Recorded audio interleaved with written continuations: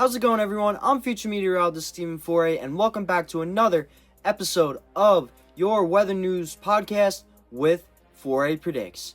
Well, this week we certainly have a lot to talk about, even here on the island. Last weekend we had some strong storms bringing isolated heavy rain, but thankfully wind was not really a factor. It certainly was today, which we will get into. And throughout the week, we had some days with some dense fog in the mornings and at night affecting your commutes. So I hope you stayed safe, and the National Weather Service describes it well. Slow down and allow extra time to reach your destination. Use your low beam headlights. High beams do reflect off the fog, and make sure to remain alert. So I hope everyone stayed safe on the roads with the fog. Long Island certainly wasn't the only place throughout the country to experience heavy rain and isolated flooding. As the National Weather Service shows here, check out this flash flood warning upstate. You can see on the radar there that red and darker green and yellow areas indicate those bouts of heavy rain where about 1 to 2 inches of rain can fall in just an hour. So that is pretty crazy. And check out this flooding in Texas caused by all of these severe storms, which we are about to talk about. Absolutely devastating. Starting off with the severe weather, check out this pretty wide spread of severe weather. The enhanced risk there out all the way in the west. Again, the National Weather Service issues some key messages. Scattered thunderstorms happened throughout the afternoon in central Montana and spread. And of course, with these thunderstorms came large hail and significant wind gusts, and isolated tornadoes were possible. Then on Sunday, similar areas but wider spread of the enhanced risk in the west. The National Weather Service again issued key messages for these areas, the Dakotas, etc. Scattered severe thunderstorms happened across portions of Montana into northeast Wyoming and parts of the western Dakotas. Of course, again, large hail, wind gusts, and always the possibility for a tornado, as you see on the radar. On Monday, pretty large spread of severe weather, the enhanced risk there in the upper Midwest.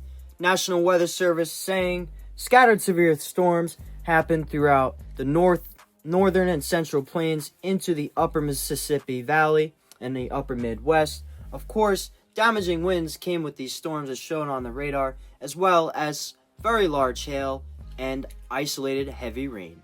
On Tuesday, the moderate risk for severe storms returned in the southern and central plains. The National Weather Service talked about this. They said widespread damaging severe thunderstorms happened throughout the southern and central plains. Very large hail, 70 to 100 mile per hour wind gusts, as well as thunderstorms bringing tornadoes.